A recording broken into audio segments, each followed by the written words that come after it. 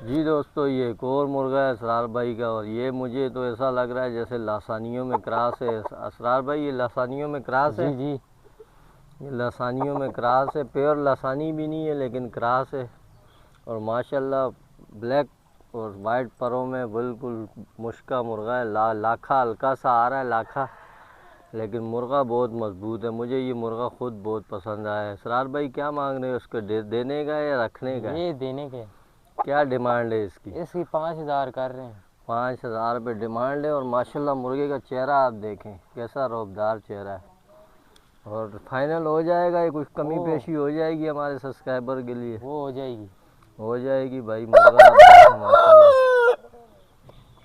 ये छोड़ के भी दिखाते हैं, ये भी मुर्गा स्टैंडिंग देखें आप माशाल्लाह से मुर्गे की।